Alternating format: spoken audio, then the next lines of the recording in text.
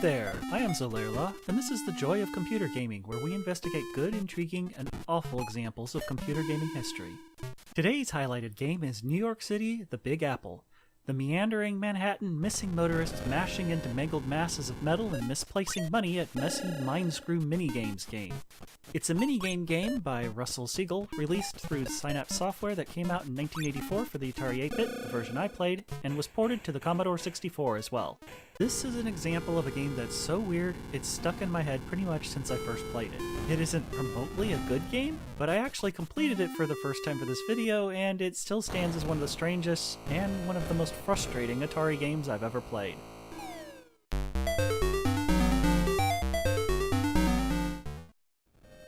The game goes for a rather cartoony aesthetic, with almost everything having no shading at all. We are presented with an overhead view of New York City while traveling from place to place, which the later GTA and GTA 2 looked very much like, complete with crashing cars. When you go into a location, the game does a zoom-in effect that's a bit glitchy, but doesn't look too bad, all things considered. And then you are faced with a ridiculous minigame where you control a tube-shaped, giant-headed man with his arms bound to his sides. The way people look from one game to the next do not match. Here's your character compared to robbers at a bank, as opposed to the alien-esque looking people at the mart, the hyperactive munchy man at the automat, and whatever these guys are supposed to be at the various sites.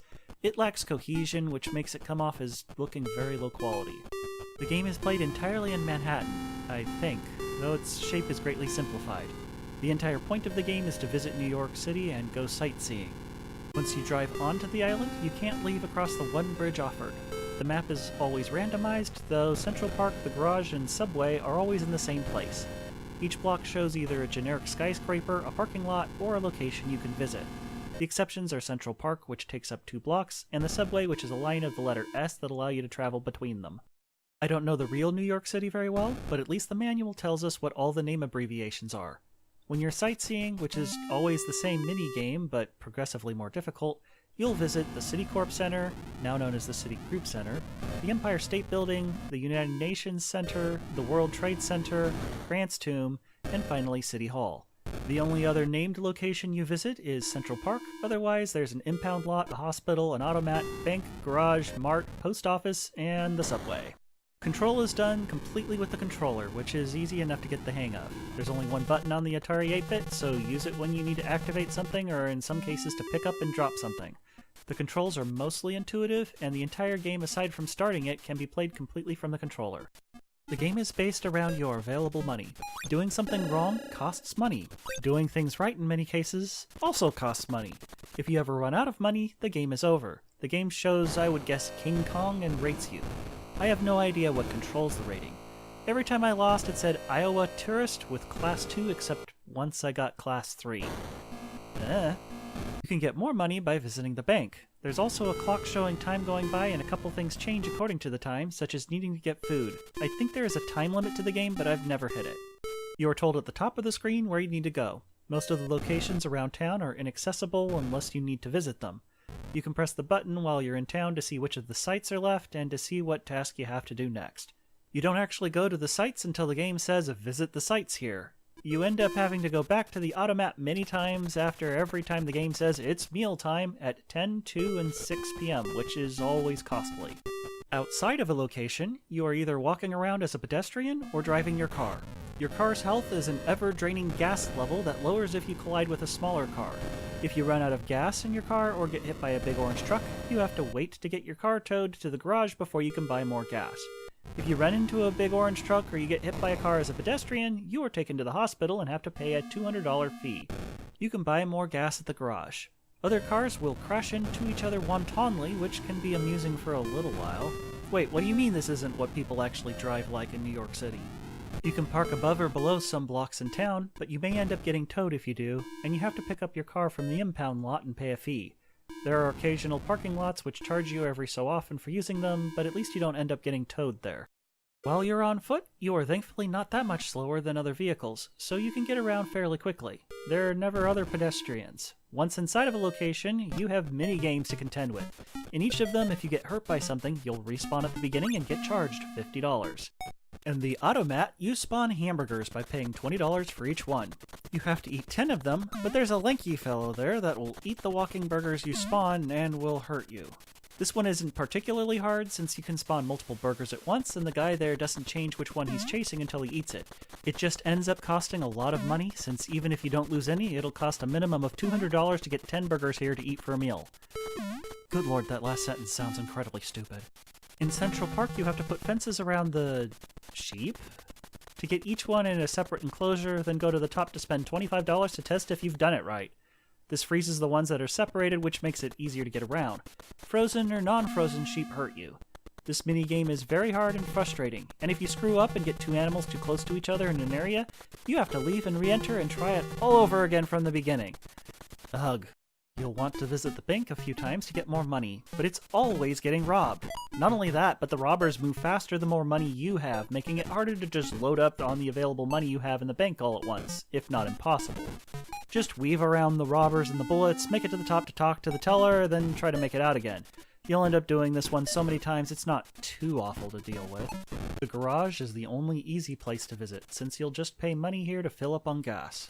One time, when you visit the subway, there's a robbery of some sort going on here as well, and you have to dodge various bullets while not falling too far, grab a ticket, then get on the yellow space with the arrow pointing the direction you want to go. So many things hurt you here. After that, you can just use the subway automatically. This is largely just a waste of time. The Mart requires you to place 4 pretzels in the corners of the screen while dodging moving walls that hurt you and various misshapen people who also hurt you. I hate the Mart because it's so tedious and so boring. And the post office is the stuff of nightmares. Here you need to grab the blue envelope, don't get hit by the moving whatever the hex. Avoid the dog, put your envelope to be stamped but don't get stamped yourself, then grab it again and bring it up to the moving highlighted mailbox at the top, past the ladder. You get to do this process twice when you have to visit here. This takes about as long as the Mart does, a couple of minutes really, but it's so easy to screw up and lose all of your money. On occasion, the game will tell you to see the sights or visit City Hall when you've seen the other 5. Which site you go to is marked at the top of the screen and it changes sometimes, so you have to get there before it changes. All of these locations use the same minigame that just gets progressively more difficult. You need to grab the pretzel at the top, or key at City Hall, then make it back to the beginning without falling too far, which hurts you, or touching the green-suited guys, which also hurts you. After the first site, you have to use the 2 guys there to spawn more platforms to be able to reach your goal. These minigames aren't particularly hard, just annoying really. Once you can go to City Hall, get the key from the top, and leave the screen, you win the game! Then you are considered a Brooklyn commuter, Class 1, instead of an Iowa tourist. Okay, I don't get it. There is a piece of music at the beginning that I don't recognize. I don't know if it's made just for the game, or if it's supposed to be based on an existing piece. It sounds kinda like ragtime, maybe something by Joplin or Botsford. I'm not too familiar with the genre. When traveling outside, there are 3 different random honks, crashing sounds, and your engine sound if you're driving. Occasionally, you'll hear clock chimes as time marches on. Otherwise, most of the sounds in the game are either really quiet, like your character walking around, or really annoying, especially the cacophony going on at the bank.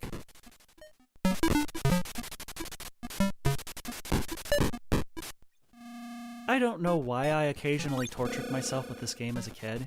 I remember playing it off and on quite a lot, but never getting particularly far. The ridiculous minigames quickly became notorious in my family for being really hard for some strange reason. I almost think we may have kept playing it just because surely someone will beat it, and they could be smug about beating that really hard New York City game, right? Right? Yeah, none of us ever came close. For this video, I pushed myself to be able to actually handle the minigames better, and I still used save states quite a lot to get through some parts, especially the awful Mart. I completed the game for the very first time this way, and it took me about 2 hours of aggravation. I don't enjoy this sort of game. I am definitely not the target audience for this game, if there ever was a target audience for this sort of thing.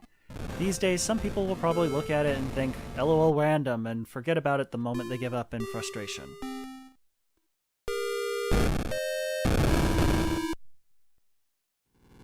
During my full playthrough, the overworld was getting a little buggy. Here we see half of a car just sitting there, and here we see the tires on a big truck chasing me down as I head towards City Hall. Thankfully the game was over right after that. When I was a young lad, I once started this game, New York City, and just let my car sit there, and I did nothing. I knew you couldn't drive back onto the bridge once you got into the city, and you can't get out of the car without parking somewhere. But what would happen if you ran out of gas and the game forced you to get out of your car? Ooh, could you possibly see what's on the other side of that bridge? Why, yes you can. And what you find is a broken mess. Vehicles flip the crap out, crash into the sides of buildings, the terrain is messed up, etc. There are places where the water and the roads are broken up together. I dubbed this place Crazy Town. Then, if you end up getting hurt by something, sometimes you'll go to Crazy Town ×2, where things get really wonky. Cars get stuck out in the water, there are never-ending sidewalks over the water, trashed vehicles appear all over the place, tow trucks plow through buildings, taking out chunks of it as they go, and walking into the sides of buildings hurts you. And then we get a nice long pan of this craziness. Seriously, what have I done? What have I done to poor New York City? It wasn't they who were the monsters, no, it was me. I was the monster all along! Oddly enough, when I lost, I got a rating of Country Bumpkin this time around. Maybe because I never set foot in a building? People online say that you could also reach Crazy Town by going to the bottom left corner of the regular map and fidgeting your way through it, but I could never get this to work.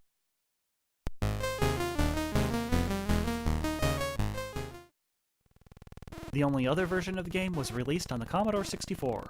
It was ported by Greg Nelson and feels like a completely different game. The intro is simplified, but it still has the same ragtime music for the intro. You start the game in a parking lot in a random location instead of driving into town, and everything has a simplified, washed-out look to it. There are now only 2 honking sounds outside, and boy do those get repetitive fast. In the city map view, the cars move a bit differently, but they still crash a lot. The big orangish-red trucks no longer exist, but now you can crash by having the front of your car touch any other vehicle instead of just losing gas like the Atari version. If a regular car touches your car on the side or behind, they crash instead. However, since you have to accelerate and the AI does not, and your maximum speed is slower than their constant speed, dealing with other drivers is difficult at best. Parking is also difficult, and you have to be at the upper left corner of your car to get back into it.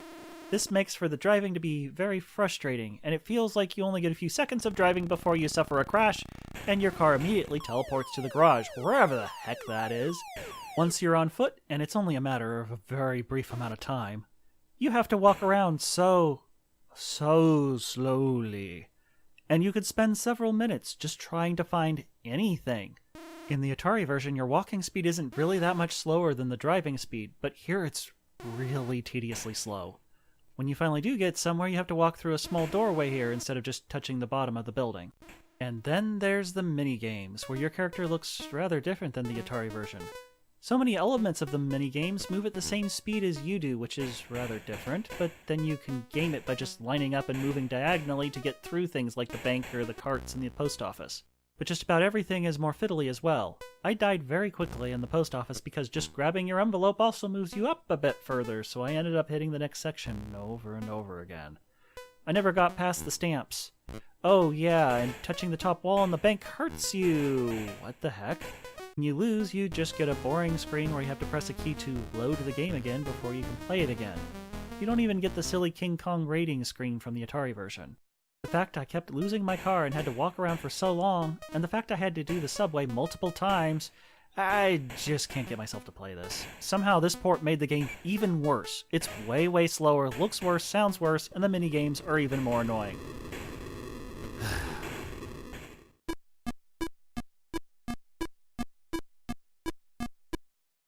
I have absolutely no idea how popular this game was, or if anybody particularly liked it. I found an article from Zap back then that didn't rate it particularly well, but it was apparently cheap to buy back in 1986, a couple years after it was released. They are talking about the Commodore 64 version, though. Yuck, well, that explains why they said it was slow. Russ Siegel also created 2 earlier titles for the Atari 8-bit computers. In 1981, he released a simple reversey game under just his own name, where you play against a simple AI opponent. In 1982, through Synapse Software, he released Picnic Paranoia, which seems to be well made, but is a completely joyless game where you have to swap bugs before they carry off your picnic food. I remember playing this once or twice as a kid, and then never wanted to endure it again. The closest I've been able to come to finding out what happened to Russ is a LinkedIn account for a Russ Siegel. I have no definitive proof it's the same person, but boy does it sound like a big coincidence. The Russ Siegel that made New York City worked for Synapse Software at least until 1984 when the game came out. Synapse Software was bought by Broderbund in 1984 and shut down in 1986. The Russ on LinkedIn started working at Synopsys Inc. from 1987 to 2000 and then 2006 to now. Despite the very similar name, Synapse Software and Synopsys Inc. seem to have nothing to do with each other. Synopsys Inc. is best known for a logic synthesis tool called Design Compiler. And I already discussed Synapse Software itself in my Alley Cat video. Check out the final tidbits in that video if you're interested.